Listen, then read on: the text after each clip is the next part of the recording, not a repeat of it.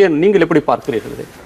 இந்த வழக்கை பார்ப்பதற்கு முன்னால் நான் பார்வையாளர்களிடம் வேண்டுகொள்வது என்னவென்றால், இந்த வழக்கை ஒரு அரசியல் கண்ணோட்டத்தில் பார்த்தோமேயானால் நமக்கு ஒரு சார்பு நிலைதான் படும். சட்ட கண்ணோட்டத்தில் பார்த்தோமே என்றால் சட்டம் என்ன சொல்லுகிறது, இது சரியா என்று தெரியும்.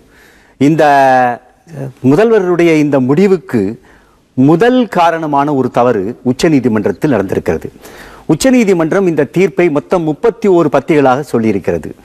முதல் பத்தியில் இந்த வழக்கில் அவர்கள் வேண்டுவது என்னவென்றால், எங்களுடைய மரண தண்டனையை ஆயுள் தண்டனையாக குறைய வேண்டும் என்றுதான். வாத பிரதிவாதங்களில் கூட இந்த ஆயுள் தண்டனையையும் தீர்ப்புமாறு, தண்டனையே நீக்குமாறு ஒரு வாதம் இல்லவே இல்லை. விடுதலை செய்கள் என்று கேட்கவில்லை.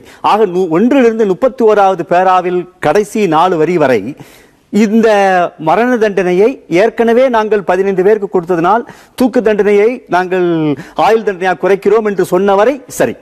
ஆனால் யாருமே ஒரு வாதத்தை வைக்காமல் உச்சநீதிமன்றம் தான் தோன்றித்தனமாக ஒரு விஷயத்தை விஷமத்தனமாக நுழைத்திருக்கிறது. அது என்னவென்றால், இந்த வழக்கில் மரண தண்டனை என்பது சாதாரணமாக, ஆயுள் தண்டனை என்பது ஆயுள் முழுவதும் தான். ஆனால் அது subject to exception or remission under 432 and 433 என்று ஒரு விஷயத்தை சொல்லியிருக்கிறார்கள். அப்போது கூட 435 என்று ஒன்று ஜெயலலிதாவுக்கு தெரிந்திருக்கிறது என்று உச்சநீதிமன்றத்துக்கு தெரியவில்லை.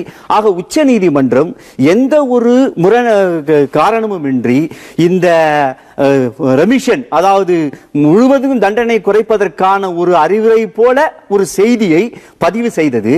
It has become a springboard for the Jayalalitha to use it. The problem is, கவர்மெண்ட்டை பொறுத்த வரைக்கும் இந்த வழக்கை எடுத்த பொழுது இதற்கு முன்னால் பேசியவர் சொன்னார், அவங்க இதை ஒரு நல்ல ஒரு எண்ணத்துல செஞ்சாங்க அப்படின்னு. நான் இதை எப்படி பார்க்கணும்னு நினைக்கிறேன்னாக்க, பாரதியார் சொன்ன மாதிரிதான், நாம் யாருக்கும் குடியல்லோம் யமனை அஞ்சோம். அரசியல்வாதிகள் நமக்கு பெரிய முக்கியமானவர்களே அல்ல. இதில் சட்டப்படி பார்த்தால் அரசு 3 நாட்களுக்குள் நீங்கள் செய்யாவிட்டால், நான் அதற்கு முன்னால், நீங்கள் ஒரு மூத்த வழக்கறிஞர், நான் சட்டம் படித்த ஒரு மாணவன் மட்டும்தான்.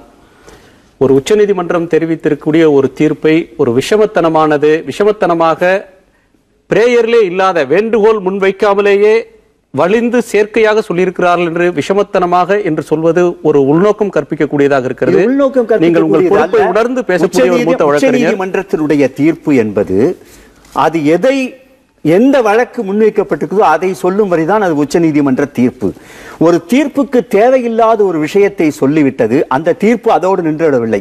அந்த தீர்ப்பு தான் எனக்கு அடிப்படை என்று ஒரு மாநில அரசு செயல்படும் போது மாநில அரசுக்கும் மத்திய அரசுக்கும் உறவுகள் கெடுவதற்கான ஒரு காரணியாக அது அமைந்து விட்டதனால் தான் உச்சநீதிமன்ற தீர்ப்பை பற்றி என்னுடைய விமர்சனம் அப்படி வந்திருக்கிறது.